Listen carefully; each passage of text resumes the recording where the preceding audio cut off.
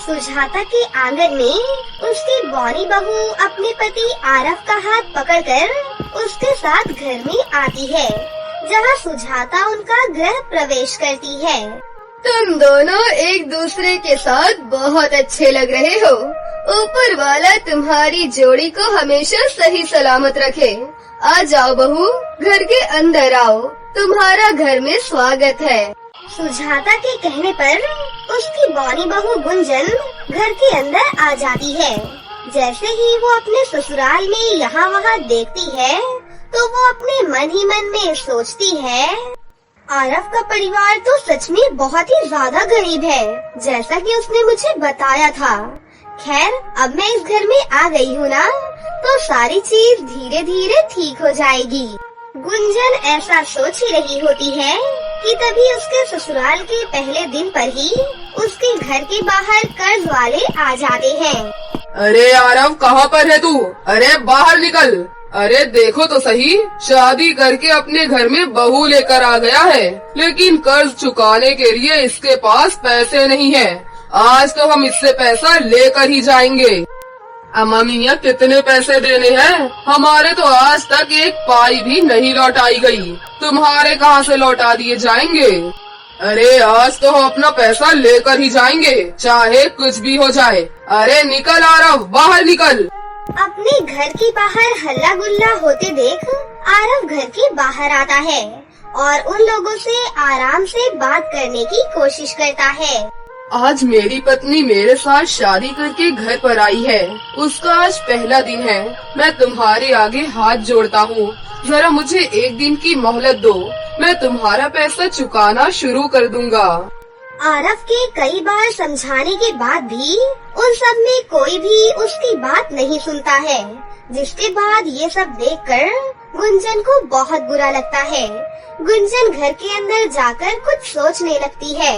तभी वो अपने दोनों हाथ आगे करती है और अपनी दोनों आंखें बंद करके अपने मन में कहती है, मैं चाहती हूँ कि मेरे हाथ में एक सोने से भरा हुआ संदूक आ जाए। गुंजन के इतना कहते ही उसके हाथ में सोने से भरा हुआ एक संदूक आ जाता है, जिसके बाद वो सोने से भरे संदूक को उठाकर लेकर आती है और उन सभी लोगों को देते हुए कहती है, ये सोने से भरा संदूक है, जब तुम सब इसे बेचोगे तो तुम्हें इसमें से अपने कर्ज के पैसे की डबल कीमत मिल जाएगी। इससे तुम्हें फायदा ही होगा। ये लो, ये अब से तुम्हारा हुआ। सोने से भरा संदूक देखकर किशोर, राजेश और चंदन की आंखें खुली की खुली रह जाती हैं। वो बहुत ज्यादा हैरान हो जाते हैं, जिसके बाद वो संदूक को लेकर जाते हैं और उसे बेचकर अपना कर्ज वसूल कर लेते हैं। लेकिन सोने से भरा संदूक आया कहाँ से? अब इस बात पर पूरे घर में चर्चा शुरू हो जाती है। हमारे घर में तो सोने की कोई चीज ही नहीं मिलेगी, फिर ये सोने से भरा इतना बड़ा संदूक कैसे आया? बताओ गुंजन, तुम्हारे पास ये सोने से भरा संदूक कहाँ से आया? इतने समय से हमारे घर में सोने का एक टुकड़ा भी नहीं था, पर आज ये सोने का इतना बड़ा संदूक कहाँ से आ गया? ऐसा कैसे हो सकता है? तुम कुछ बोलती क्यों नहीं हो बहू? हमें तुम्हारे मुंह से सच सुनना है। आरव और सुजाता के पूछने पर गुंजन उन्हें सब कुछ सच सच बताना शुरू कर देती है। ये तब की बात है जब मेरे माता पिता मेरे रिश्ते के लिए बहुत ज्यादा परेशान हो रहे थे। बहन जी, मेरी बेटी बहुत संस्कारी है और उसे बहुत कुछ आता है। शुरू से ही वो हर एक काम में दिलचस्पी रखती है और पढ़ाई में भी बहुत तेज है हमारी बेटी। जब आप इतनी तारीफ कर रही हो तो आपकी बेटी तारीफ के लायक ही होगी, पर मैं देखना चाहती हूँ कि आपकी बेटी है कहाँ जिसकी आप इतनी तारीफ कर रही हो। आप अपनी बेटी को बुलाइए तो सही। कमला के कहने पर वो अपनी बेटी गुंजन को बुला लेती है। गुंजन की छोटी हाइट देखते ही कमला हैरान रह जाती है। जहाँ उसके चेहरे पर इतनी ज्यादा खुशी थी, अचानक से उसका चेहरा उतरा उतरा हो जाता है और वो गुंजन को देखते ही मालती से कहती है, ये पुड्डू सी आपकी बेटी है। मुझे तो यकीन ही नहीं होता कि आपकी बेटी इतनी बौनी है। हे भगवान, जिसकी आप इतनी तारीफ कर रही थी, ये वो लड़की है। मुझे तो यकीन भी नहीं होता। आपने ये सोच भी कैसे लिया कि मैं अपने इतने सुंदर लंबे लड़के की शादी इस बौनी हाइट की लड़की से करवा दूंगी। कमला बहन, ये तुम कैसा बर्ताव कर रही हो? बौनी हाइट होना कोई बहुत बड़ी बात नहीं है। आजकल ये सब कौन देखता है? लोगों का तो मुझे नहीं पता, लेकिन मैं तो देखती हूँ। अरे मैं नहीं चाहती कि जमाने के लोग मेरे बेटे को ये कहें कि उसकी पत्नी छोटी है, बिल्कुल उसकी बच्ची जैसी है। सॉरी बहन जी, हम ये रिश्ता नहीं कर सकते। फिर कमला वहाँ से उठकर चली जाती है। ऐसे ही जितने भी रिश्ते आते हैं, वो सभी एक एक करके गुंजन की छोटी हाइट देखकर उसे मना करके चले जाते हैं। गुंजन अंदर ही अंदर बहुत ज्यादा टूट चुकी थी। अरे बेटी, ऐसे मत रो। देखो, अगर तुम अभी से हार मान जाओगी तो आगे कैसे चलेगा? माँ, हम इतनी बार रिजेक्शन पा चुके हैं कि अब हमारे अंदर और रिजेक्ट होने की जरा भी गुंजाइश नहीं है। आप हमारी बात समझने की कोशिश करो माँ। मालती गुंजन को बहुत ज्यादा समझाती है, जिसके चलते वो फिर से लड़के वालों के सामने आ जाती है। हर बार की तरह इस बार भी उसे रिजेक्ट करके वो लोग चले जाते हैं, जिसके चलते गुंजन रोते हुए वहाँ से निकल जाती है और वो रोते हुए जंगल में एक नदी के किनारे बैठ जाती है। ये सब मेरे साथ क्यों हो रहा है? ऊपर वाले, तुमने मुझे ऐसा क्यों बनाया? इससे तो अच्छा होता कि मैं इस दुनिया में पैदा ही ना होती। मैं इस दुनिया में सिर्फ धरती का बोझ बनती जा रही हूँ। इससे अच्छा होगा कि मैं आत्महत्या करके अपने माता पिता को भी इस परेशानी से मुक्त कर दूँ।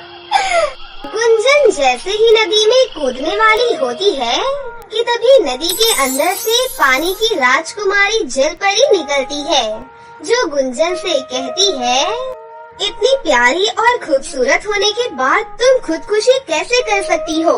मैं तुम्हारी सब परेशानियों को जान चुकी हूँ। अपनी कमजोरी को अपनी ताकत बनाओ। जलपरी जी, अगर आप सब कुछ जानती हो तो मेरी मदद करो।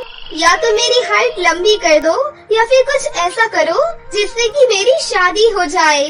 तुम्हारी हाइट को तो मैं लंबा नहीं कर सकती, लेकिन मैं तुम्हें जादुई शक्तियाँ दे सकती हूँ। उन शक्तियों के बाद तुम जो भी चाहोगी और जैसा चाहोगी वैसा हो जाएगा। बस तुम्हारी हाइट लंबी नहीं होगी। ऐसा कहने के बाद पानी की जलपरी गुंजन को जादुई शक्तियाँ दे देती है, जिसके बाद वो वहाँ से गायब हो जाती है। उसके जाने के बाद गुंजन अपनी जादुई शक्तियों का इस्तेमाल करने की कोशिश करती है। जैसा कि जलपरी ने कहा था, क्या मेरे अंदर अब सचमुच जादुई शक्तियाँ आ गई हैं? मुझे ये देखना होगा। गुंजन ऐसा सोचकर नदी के अंदर से हाथ में पानी निकालती है और कहती है कि मैं चाहती हूँ कि ये पानी एक हीरे में बदल जाए। गुंजन के इतना कहते ही वो पानी एक बड़े से हीरे में बदल जाता है। ये देखकर गुंजन हैरान रह जाती है। उस दिन के बाद अचानक से उनके घर पर आरव का रिश्ता आता है। आरव गरीब परिवार से था, लेकिन पढ़ा लिखा और सुलझा हुआ इंसान था। वो गुंजन को पहली नजर में ही पसंद कर लेता है। उसके बाद गुंजन की शादी आरव से हो जाती है। तब से मेरे पास ये जादुई शक्तियाँ हैं। मैं अपनी जादुई शक्तियों से कुछ भी कर सकती हूँ। इस टूटे फूटे घर को ठीक कर सकती हूँ। इस घर की सभी परेशानियों को दूर कर सकती हूँ। ये सुनकर सुजाता को बहुत खुशी मिलती है। बहू, मैंने तो सोचा ही नहीं था कि मैं किसी जादुई बहू से अपने बेटे की शादी करवा कर उसे अपने घर पर लेकर आऊंगी। तुमने तो सच में कमाल ही कर दिया। क्या बहू, तुम सच में इस घर को ठीक कर सकती हो? तभी गुंजन घर की दीवारों को हाथ लगाकर कहती है, ये घर एक सुंदर और प्यारे से घर में बदल जाए, जिसमें रहने की सारी सुविधाएं हो। गुंजन के इतना कहते ही वो घर जादू से बहुत सुंदर और प्यारा बन जाता है, जिसमें रहने की सब सुविधाएं होती हैं। अपनी जादुई बहू के हाथों का ये जादू देखकर सुजाता को बहुत खुशी मिलती है। वहीं अब गुंजन अपने गरीब ससुराल वालों की बहुत मदद करती है, जिसके चलते पूरे गांव में जादुई बहू के नाम से गुंजन मशहूर हो जाती है। अब गुंजन को कोई भी बौना नहीं कहता, बल्कि किसी को भी कोई परेशानी होती है तो वो गुंजन के पास आ जाते। इसी के चलते गुंजन भी अपने ससुराल में हंसी खुशी से रहने लगती है। बहुत समय पहले की बात है, किसी गांव में बहुत ज्यादा शक्तिशाली जादूगरनी रहा करती थी। वो हमेशा अपनी जादुई शक्तियों का इस्तेमाल लोगों की भलाई करने के लिए किया करती थी। उस जादूगरनी की 3 बेटियां थीं, लेकिन तीनों बेटियां दिखने में ज्यादा सुंदर नहीं थीं। वो जादूगरनी अपनी बेटियों को जादू सिखा रही थी और खुद भी अलग अलग विधियों से अपनी बेटियों को सुंदर बनाने की कोशिश कर रही थी, लेकिन वो अपनी कोशिशों में नाकाम थी। वो जादूगरनी अपनी बेटियों की शादी किसी अच्छे घराने में कराना चाहती थी, लेकिन कोई भी उनकी शक्ल सूरत देखकर उनसे शादी नहीं करता था। ऐसे ही एक दिन जादूगरनी बहुत उदास बैठी थी और बहुत रो रही थी। मैं कितनी ज्यादा शक्तिशाली जादूगरनी हूँ, अपनी शक्तियों से कुछ भी कर सकती हूँ, लेकिन अफसोस अपनी बेटियों को सुंदर नहीं बना सकती। मेरी सभी बेटियों की शादी की उम्र हो चुकी है, मेरी बेटियों की अच्छे घराने में शादी नहीं हो पा रही। लालची और धोखेबाज तो बहुत आते हैं। अब मेरी भी उम्र हो चुकी है, पता नहीं कब ऊपर से बुलावा आ जाए। मैं अपनी आँखों के सामने अपनी बेटियों की शादी कराना चाहती हूँ। आखिर कब अपनी बेटियों के हाथों में मेहंदी लगी देखूंगी, उनकी विदाई करूंगी। आखिर वो दिन कब आएगा वो दिन। इस तरह से जादूगरनी बैठी बहुत रो रही थी। तभी उसके पास एक बूढ़ी औरत आती है और वो जादूगरनी से कहती है, बेटा, मैंने तुम्हारी सारी बातें सुनी हैं।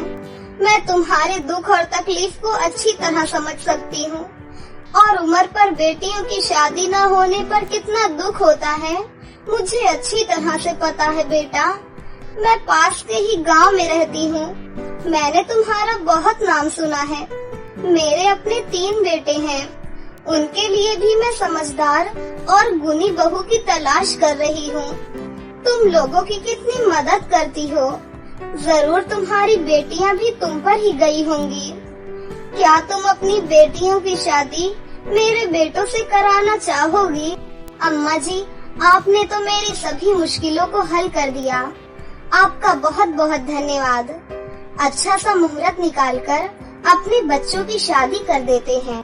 जादूगरनी खुश होकर घर चली जाती है, क्योंकि उस बुढ़िया ने अपने आप को बहुत अच्छे घराने का बताया था।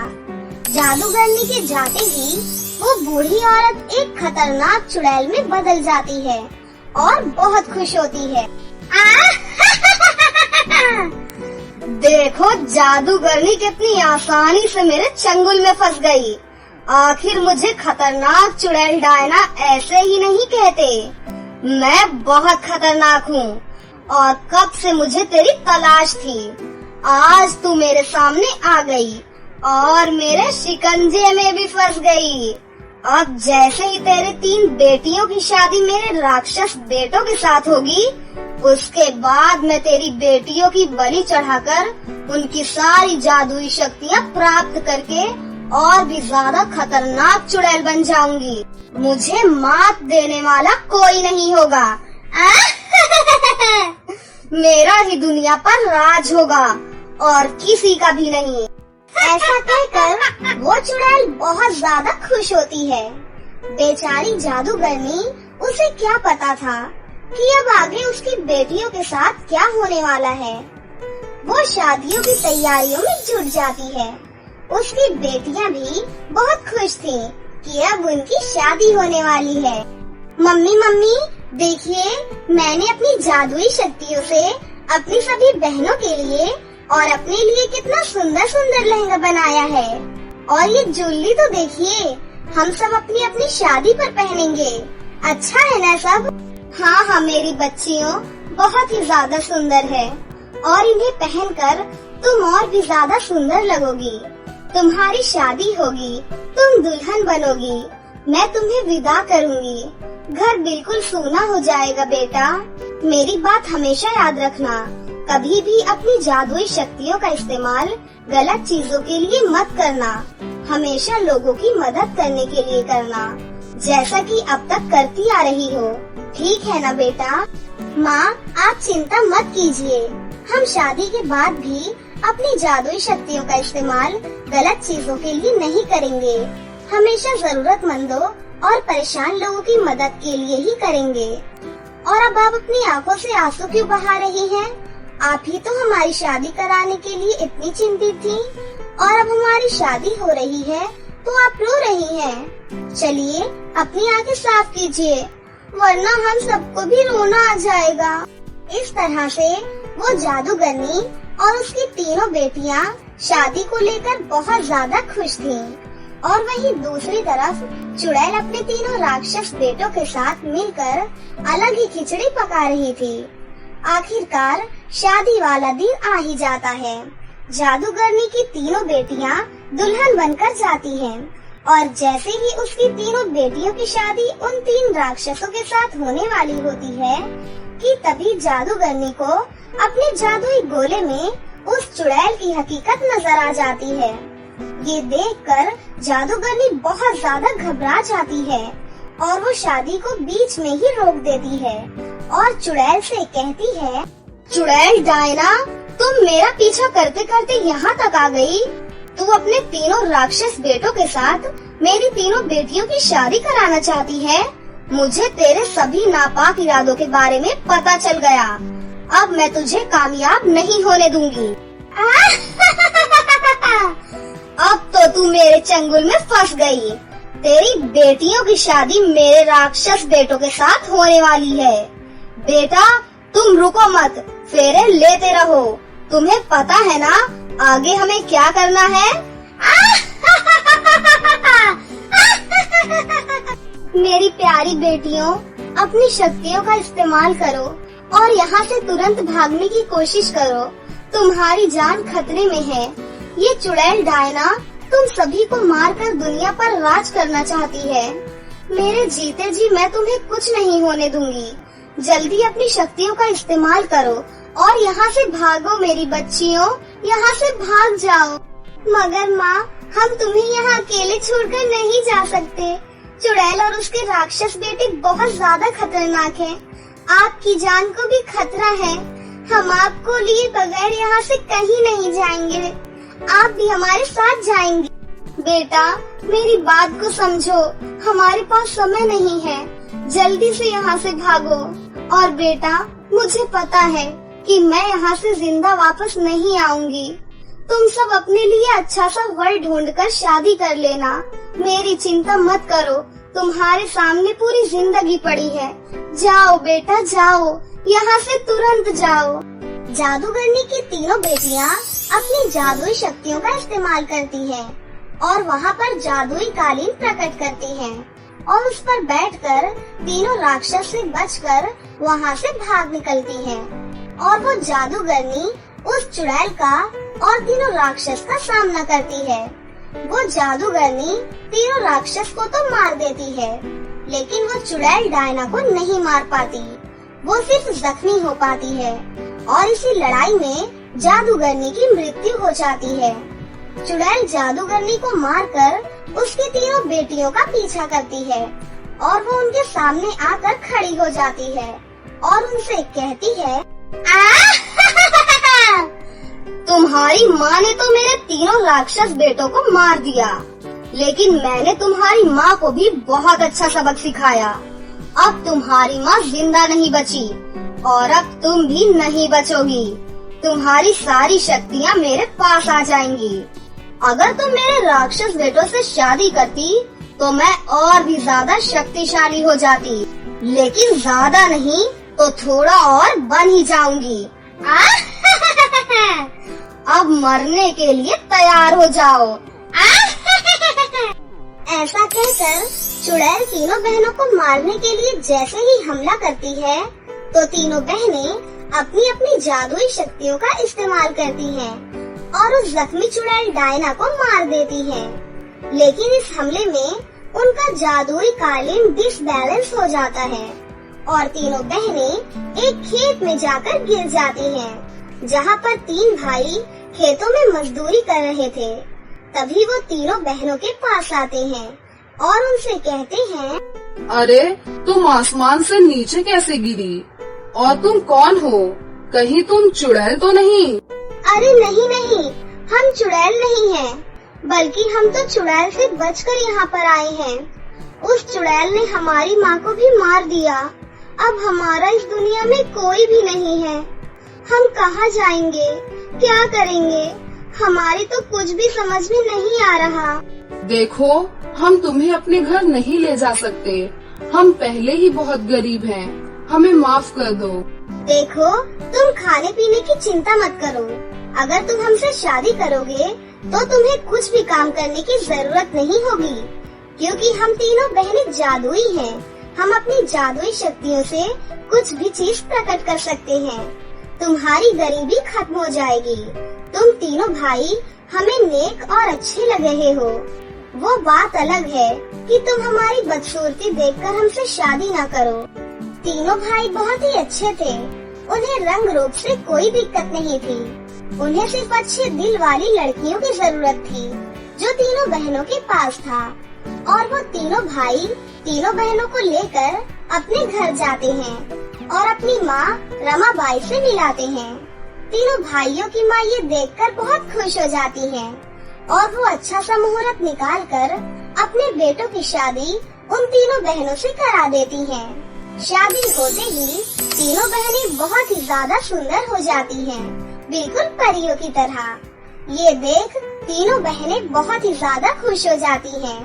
तभी बड़ी बहन कहती है, मेरी शक्ति से ये झोपड़ी एक महल जैसे घर में बदल जाए। बड़ी बहू के इतना कहते ही वो झोपड़ी सुंदर से महल में बदल जाती है। ये देखकर सब बहुत खुश हो जाते हैं और दूसरी बहू घर के अंदर अपनी जादुई शक्तियों से बहुत सारा राशन, खाने पीने की चीजें प्रकट कर देती है और तीसरी बहू अपनी जादुई शक्तियों से सभी के लिए सुंदर सुंदर कपड़े प्रकट कर देती है और सभी हंसी खुशी एक साथ रहने लगते हैं।